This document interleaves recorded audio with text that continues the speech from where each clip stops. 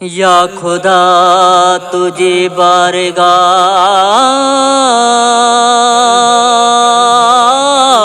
में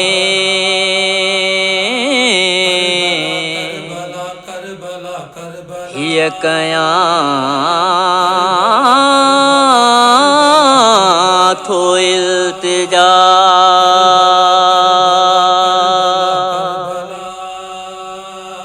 जिंदगी में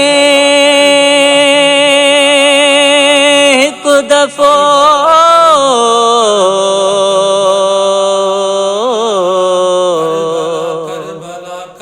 देखार मुखे करबला हर लम्हो दिल जी आहे ही सदा हर लम्हो दिल जी आहे ही सदा इलाही लिखा करबला करबला जिते आहे ज़हरा जो लखते जिगर वैं जिते आहे ज़हरा जो लखते जिगर वैं रहे थो जिते बावफा बावफा इलाही लिखा करबला इलाही लिखा करबला करबला आहे आरज़ू हर अज़ादार जी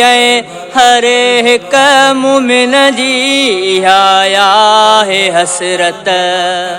आहे आरज़ू हर अज़ादार जी हर हिक मुमिन जी इहा है हसरत भली पोए जिस्म खां थिए रूह जुदा भली पोए जिस्म खां थिए रूह जुदा इलाही लिखा करबला इलाही लिखा करबला करबला जिते लथो शबीर जो सोहणो अकबर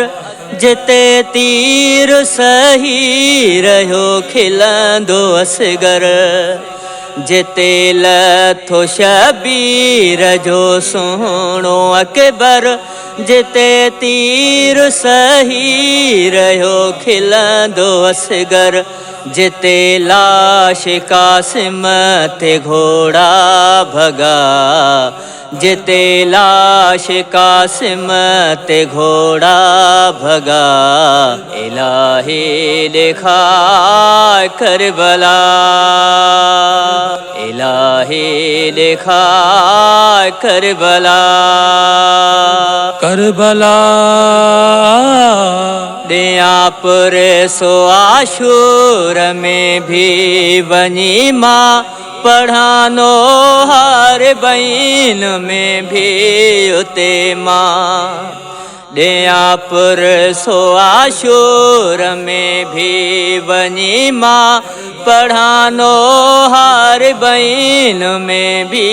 उते माँ सफ़र कर बला ताईं कयां नजफ़ खां सफ़र कर बला ताईं कयां नजफ़ खां इलाही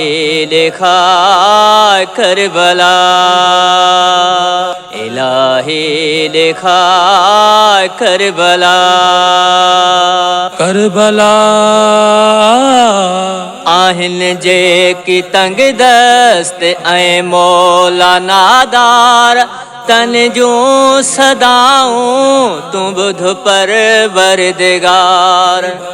आहिन जे की तंग दस्त ऐं मौला नादार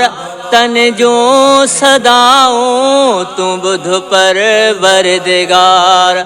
मंजूर ते बे करे तूं निगाह मंजूर ते बे करे तू निगाह इलाही लिखा करबला करबला इलाही लिखा करबला इलाही लिखा करबला।